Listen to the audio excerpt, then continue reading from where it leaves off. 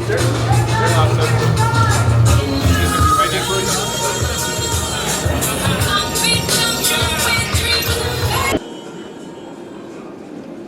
afternoon.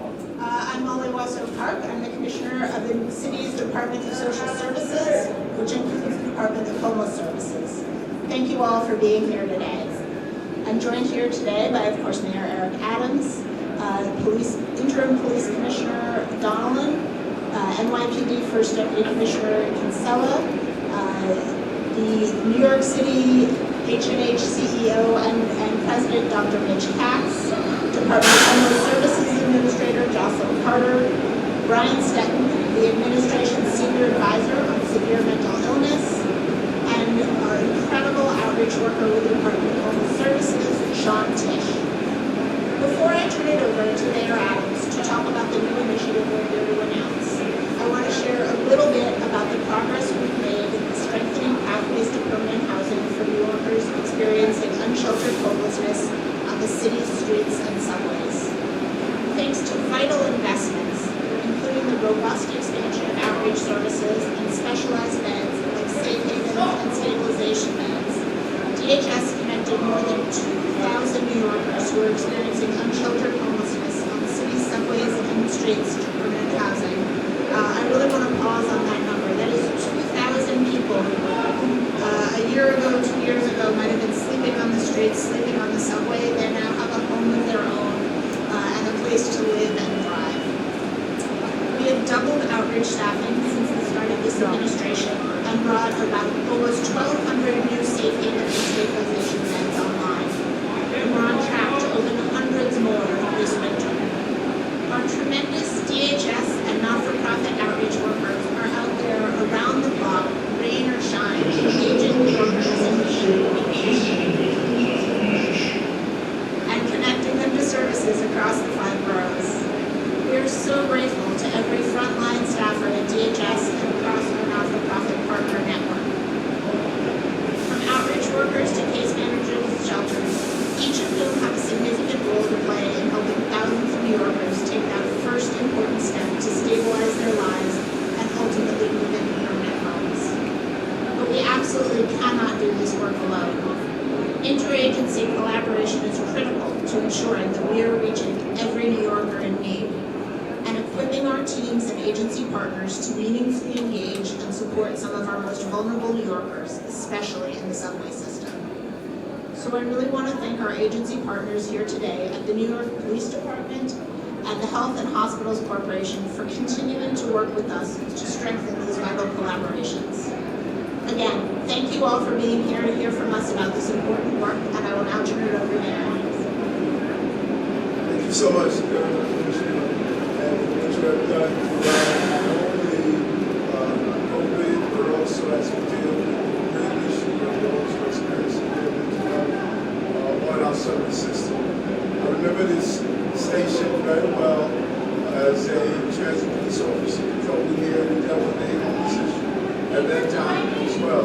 Never have gotten it right. It's time to get it right. And that's what Brian has brought to the team. I cannot thank you enough, Brian, for your commitment and dedication to dealing with this issue. It's not a one-size-fits-all. It's not a one-agency problem. It is a full agency and administration approach, and that is what we're going to continue to do, to use every aspect and every tool that we have to address what is happening with this mental health issue we're seeing in our service system and in our streets. And really, hats off to the First Deputy Mayor, Tanya Kinsella. This is her brainchild. She realized that we should do more without having a heavy-handed police approach. And she understood that helping the traditional methods that we were using need to move to another level. And Commissioner, we thank you for your focus on this issue, seeing how it impacts passengers and how it impacts men and women that use the subway system every day in our lives.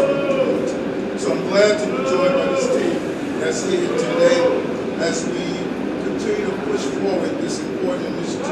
It is what makes New York City possible when we bring together all of our entities to solve an amazing problem, a Herculean task and problem in this city. New Yorkers must be safe for the subway system. Over 4 million employment, to school, to visit their loved ones. This is a crucial lifeblood of our city, and it's imperative that New York City remains not only the safest big city in America, but the safest city in America, and our subway system must lead the way. 9 straight months of decreasing crime, and not only in our city, but in our subway system. From the first spike back in January, we continue to move ahead. We are on the right track. This is what I always say that we will focus on as the mayor of the city. Year to date, crime is down 5.1%, with an 8.7% decrease in September alone. When we launched our subway safety plan with the governor, we knew we were in the right direction. Since that plan in February 2022, 7,800 New Yorkers have been connected to shelter, with over 640 in permanent affordable housing. And many of these folks have a host of issues that they face daily, including unmet basic needs such as shelter, employment, food, and clothing, and sometimes severe mental health. Our outreach teams work around the clock to get these New Yorkers the help they need and the help they deserve. That is why today, in partnership with the New York City Police Department and the Department of Homeless Services, we are proud to announce the PATH program, an acronym for Partnership Assistance for Transit Homelessness. And as the weather changes, many people start to use the subway system as their primary place of housing. That needs to change. This program brings together teams of trained nurses and outreach staff from the Department of Homeless Services, along with the NYPD Transit Police, who conduct co-response outreach overnight at subway stations across Manhattan, because we found from our work that many people use Manhattan as their central location, and we want to focus on where the people are. While in the field, the PATH teams engage everyone they see who appears to be unsheltered and offer to them support. And we're already seeing major results. Really excited about these numbers since PATH began in August 29th. Less than 2 months ago, the teams have made contact with over 1,500 unhoused New Yorkers and delivered services to over 500 people. That's over 500 New Yorkers who receive vital resources like shelter, clothing, food, or medical attention.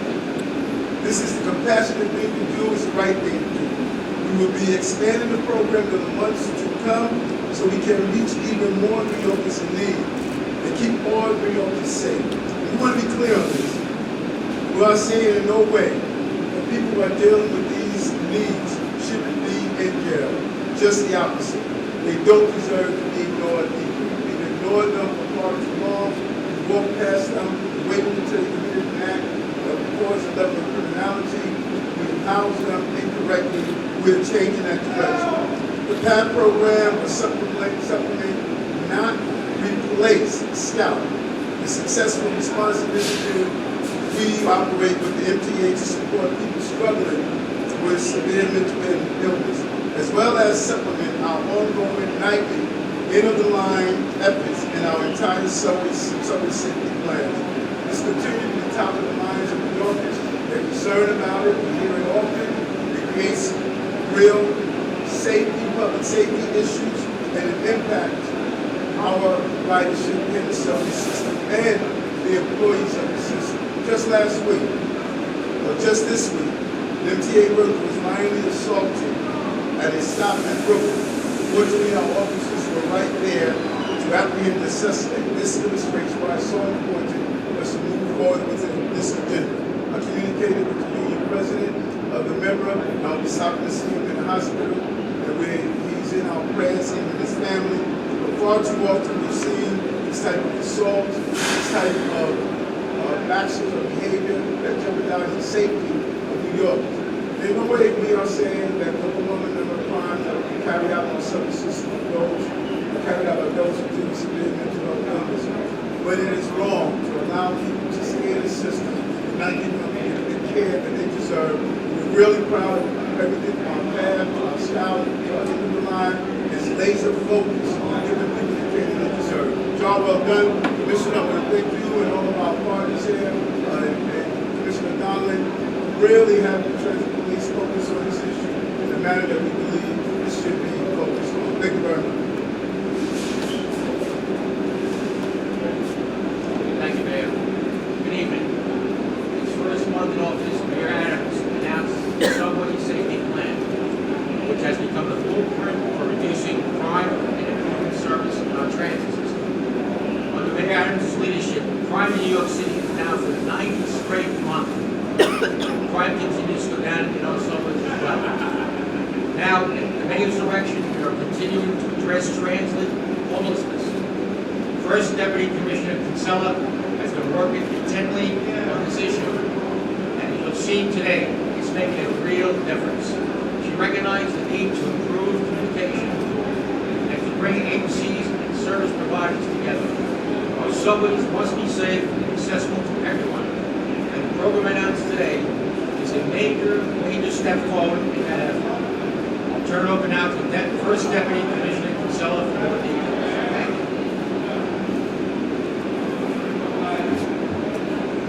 you. Good afternoon. Thank you, Mr. Mayor. Thank you, PC. Thank you, Molly. Good evening, everyone. And thank you again. I want to start by talking about the power of teamwork. In this city, nothing gets done alone. Whether it's keeping our streets and our subways safe or helping New Yorkers in need, it takes a unified effort. That's why we are here and excited to announce our PATH program. Under the mayor's direction, DM Isom, Jocelyn Carter, Brian Sutton, NYPD Chief Terry Tobin, and retired NYPD Chief Michael Kemper, and so many others worked tirelessly to bring this life-changing initiative to New Yorkers. This PATH program unites city agencies to address both homelessness and public safety in our subway system. Each team consists of 1 nurse, 2 service coordinators, and 4 officers led by a supervisor.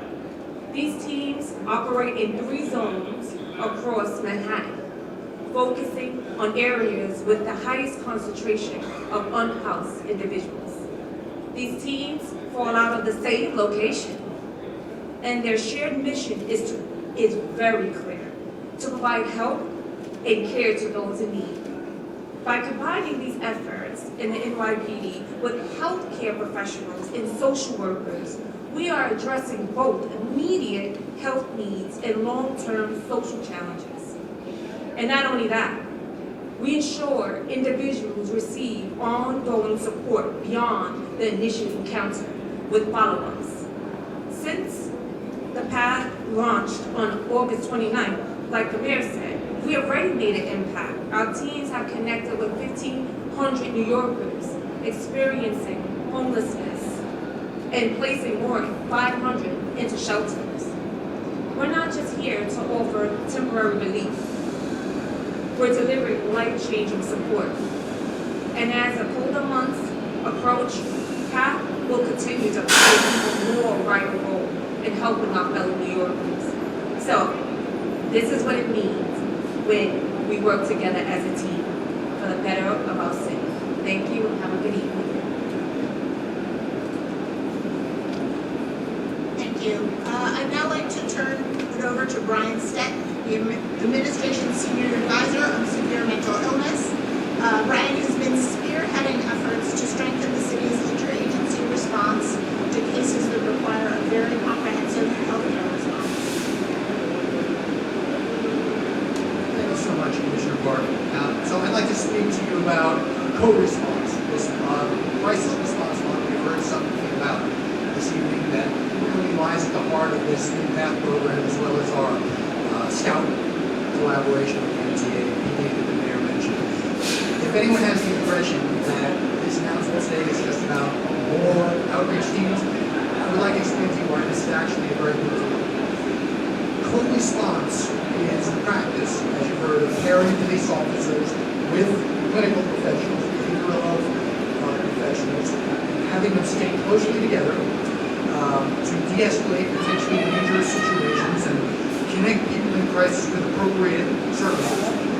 It's a model effort that is steadily gaining traction nationally, and with PATH, we are making it a cornerstone of our efforts here in New York City to help folks who are taking refuge in our public spaces to gain a foothold on stability. Our response model is about synergy between the two types of professionals involved. On the clinical side, we know that in certain environments, our nurses and outreach workers are able to engage more deeply and meaningfully with individuals who need their help the most when they feel safe in those interactions. And having a police partner right there with them, who they know has their back, allows them to lean in and to really fulfill that mission of leaving nobody behind. On the other side of that coin, right on the police side of it, we have laws that empower police officers to make decisions about whether someone should be brought to a hospital for psychiatric evaluation. But it is obviously unfair to expect a police officer to perform that specific function at the level of a trained mental health professional, or to be as successful in ultimately persuading hospital doctors to admit that person to the hospital as a patient. So by taking police out of that awkward position that we are by necessity often forced to put them in, we allow police officers to really focus on what they do best, that difficult work of maintaining order and safety in precarious circumstances. You know, it's frustrating sometimes to hear some of the discourse around crisis response, which can give you the impression that we have to starkly choose between a model that takes police out of the equation entirely, and on the other hand, you know, the old way of sending police into crisis situations with no support or assistance for mental health professionals. This is a false choice. And that's not to say there aren't situations where we in fact do best by having a purely clinical response. We're very proud of our Be Heard program, where we are trying to identify through triage that 911 operators do those calls that in fact are not such dire emergencies that require police presence, that we can send purely clinical teams of peers and outreach workers, and we're achieving some really terrific results with that. But the critical work that we have to do here in the subway is very different. You know, unlike the Be Heard call, where we are responding to a call for assistance, we have that opportunity to gather information and let our team know what they're being sent into. When we have our teams out here, you know, in Times Square at 3 a.m., they are going to encounter the full range of mental health crisis situations. The great majority of them are going to involve people who are not violent at all, and we can absolutely have the police officers kind of step back and let the clinicians do our thing. But there are also some situations where you better believe it's a good thing we've got a couple of cops there on the platform.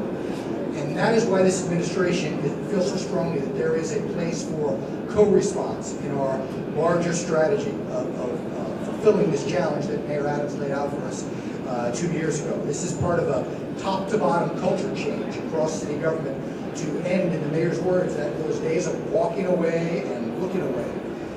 And we're going to see it through. Thank you very much.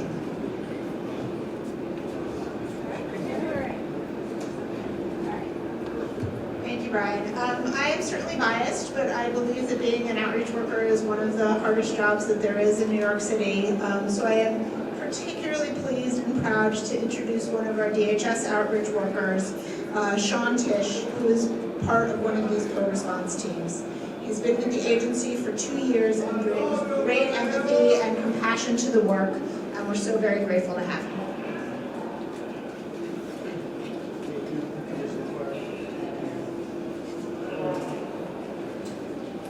So my name is Sean Tisch. As she said, I've been with the agency for 2 years, crisis coordinator, community coordinator. I began my journey with DHS not as a staff member, but as a client. Many years ago, I was suffering from some of the same issues that our clients have today. And by, with, and through DHS and their providers, I've come full circle back to helping people like me. I got my associate's degree at PMCC, started here to go anywhere, got my BA at Hunter College, and their motto is, mine is the care of the future. I take that very seriously. I'm proud of the work that we do at DHS, and I'm very honored to be part of the collaboration with NYPD and the National Response Initiative. Homelessness doesn't have a face. There's so many different reasons: fire, natural disaster, eviction, illegal eviction, unmitigated substance abuse, mental illness, people have nervous breakdowns and end up on the street. No matter what the reason for their homelessness, we provide services with empathy and respect. It's very often a delicate dance between us and our clients. Sometimes they're not ready to go in, but the respect and empathy that we give opens the door for a future amazing. The work's dynamic and challenging. We work with vulnerable populations. I've seen a lot of things. When we work with us, a lot of tears in my eyes to see what's unfolding in front of me. At DHS, I'm part of the Street Homeless Solutions. It's a small little unit. We're very tight-knit. We communicate with each other. We're like a family. We utilize every tool in our toolbox to get people inside. Everybody, without question, does their very best, and for all of them, they work very hard and diligently to provide the services that people so desperately need. We value our vital interagency partnerships and our team.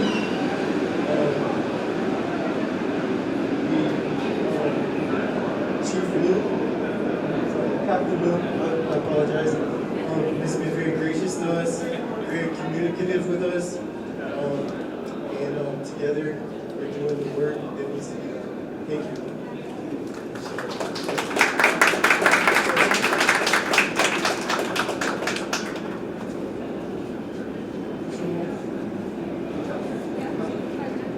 Yes.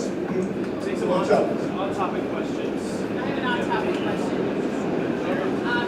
Will the interim police commissioner be here to oversee this new program, or is he stepping down as reports have said today? His office will figure it out. I must have said this 1,000 times, I'll do 1,001. When we announce personnel movement, we always let you know. So, police commissioner standing right next to us right now, doing his job.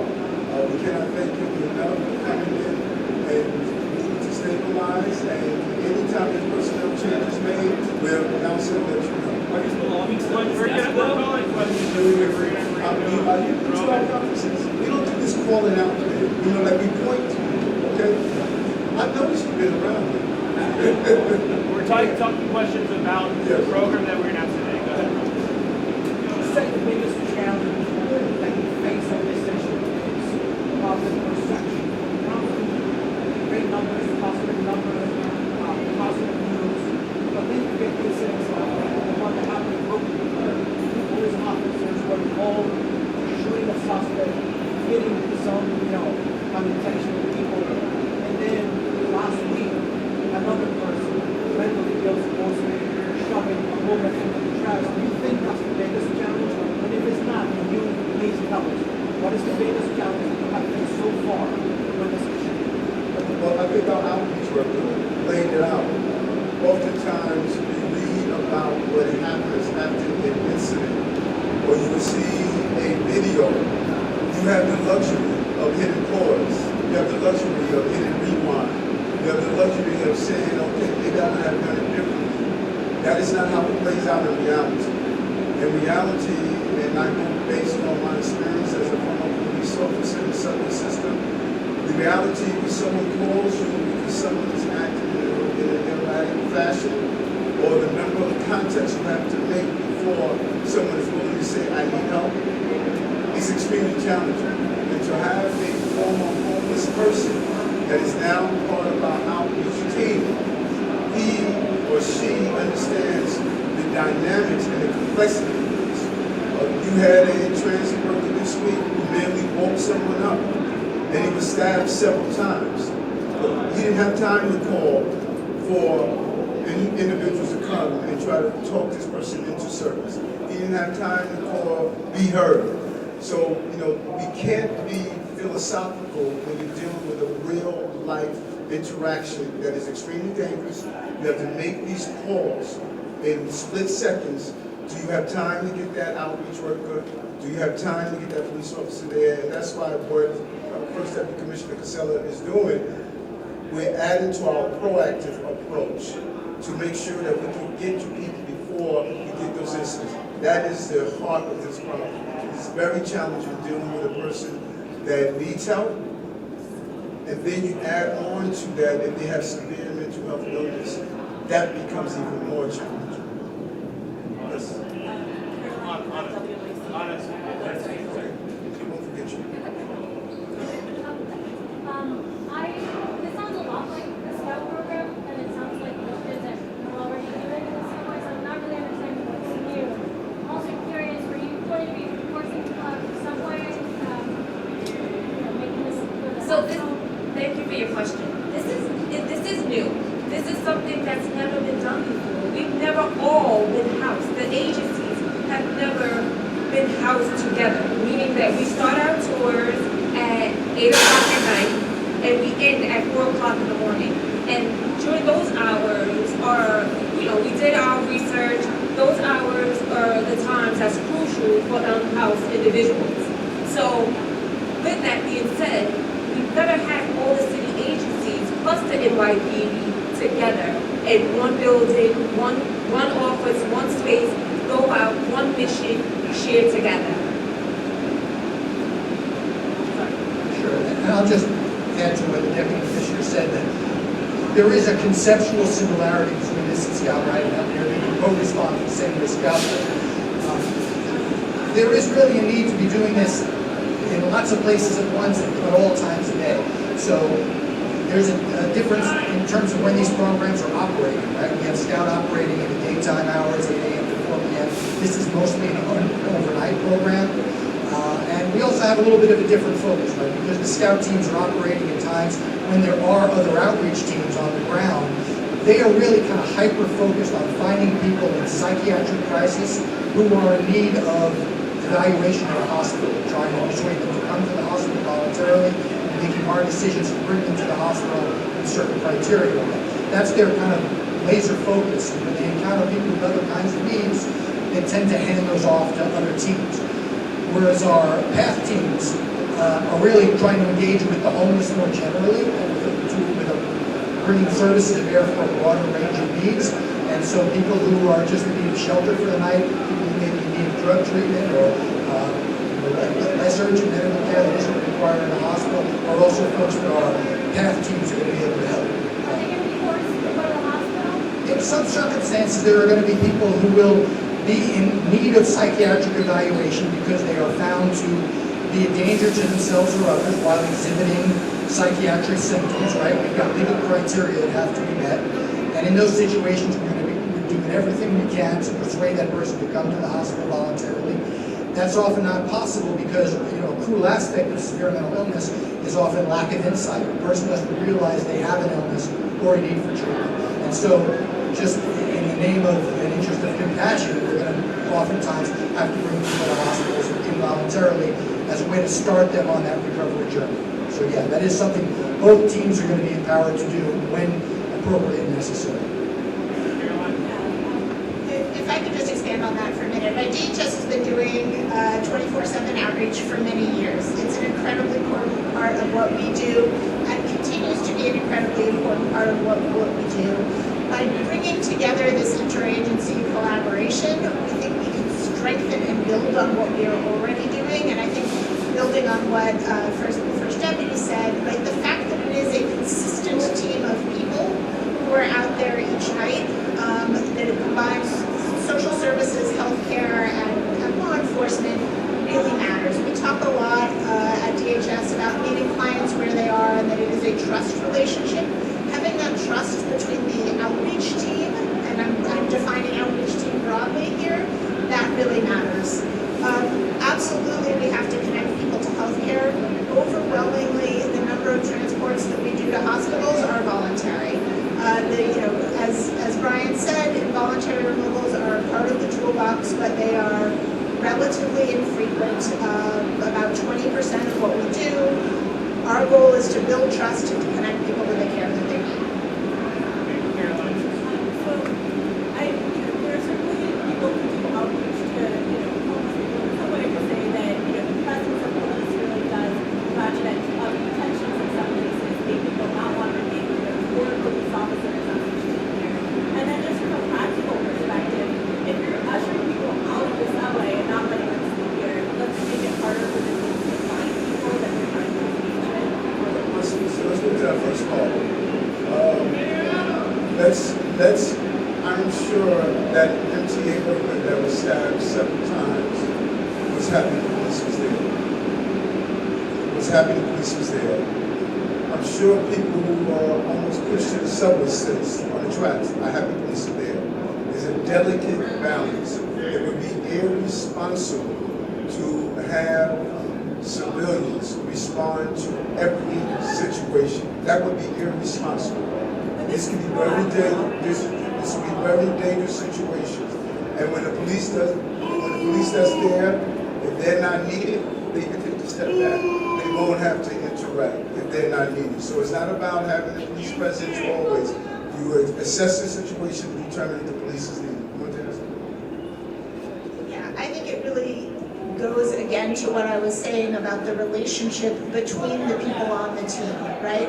The outreach workers, the clinicians, the police officers build a working relationship, and they can figure out the dynamic about when it is most important to lead with a nurse, when it is most important to lead with an outreach worker, when it is most important to lead with a police officer. The goal is always to connect people to services, and I think we have a really strong track record from DHS's existing programs and with the first month of PATH that we are able to connect people to transitional housing and ultimately permanent housing. Okay. And then how do you We gotta move on. We got a lot of questions. Doesn't it make it harder for outreach to find people if you're ushering them out of the subway? No, we're not ushering out. We're giving people the services they deserve. The subway is not a place to house New Yorkers.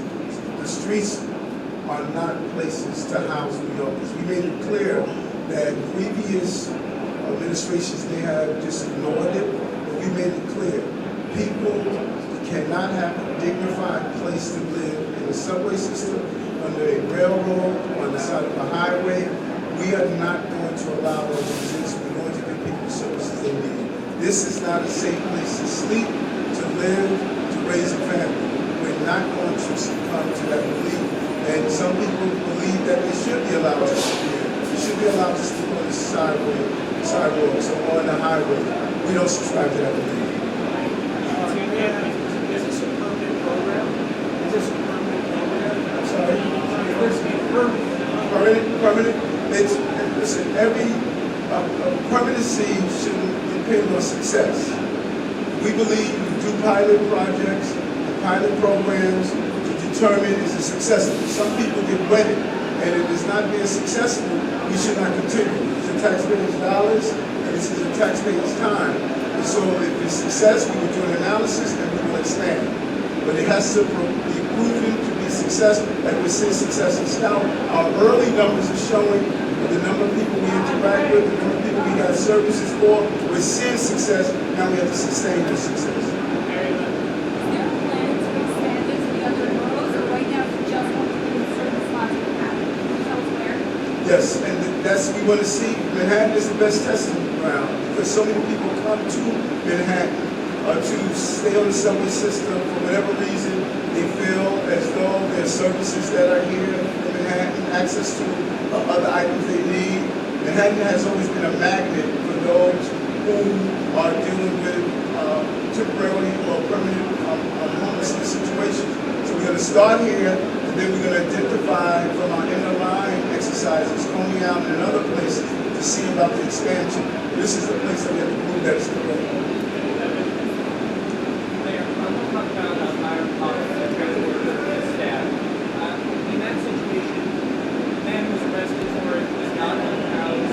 Police officers were literally right there.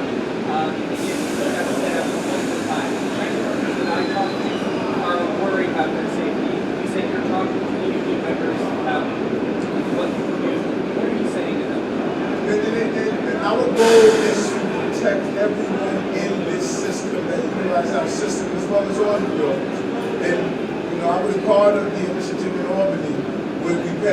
legislation to turn into a felony when you assault a transit worker. I know how challenging it is in the system. I have been in the system. I know what it is for a transit worker that is assaulted, that is harmed, that is disrespected. So we have an obligation and responsibility to ensure their safety. And I agree with the transit workers that stood with them for years to make sure that we create a safe environment for them. It's horrific that you're doing your job and to be stabbed multiple times, as we saw what happened this week. And our hearts goes out to the family. Our job is to do what we have been doing, bringing down crime, identifying dangerous people in our system, and to bring it up to justice. We're going to continue to do that. Okay, last question, Lisa. My understanding was when social workers approach someone and offer help, if they say no, then they have to move on. So what tools do you have that you really can persuade people who social workers think they So our goal is really to, and our strategy is really to recognize what somebody might need. Somebody might be willing to take a placement, and one of the things that we are trying to do is really focus on having a range of placements. Somebody who is unsheltered but considers themselves to be a resident in a given community isn't going to go far away. So we are focused on making sure that we have low barrier beds in communities all around the city. We opened our first one, for example, in the financial district a couple of weeks ago, beautiful building. But we're also able to meet other needs, right? Offer basic medical care. Sometimes what somebody needs is wound care or something else, right? Being able to provide some basic services, and that over time we think and know from our experience can really build trust, and that ultimately that can result in a placement. But if they say no, that they don't want your help, can you force them after that? What do you think they do? I think our outreach worker, I think our outreach worker, I think that he said it best. Building that trust, repeated interaction, being familiar with the face.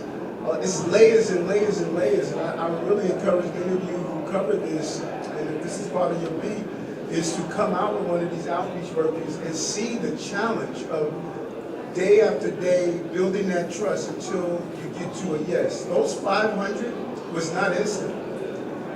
Dealing with people in this environment that, number one, many don't know they need help. Number two, they have lost faith in the system.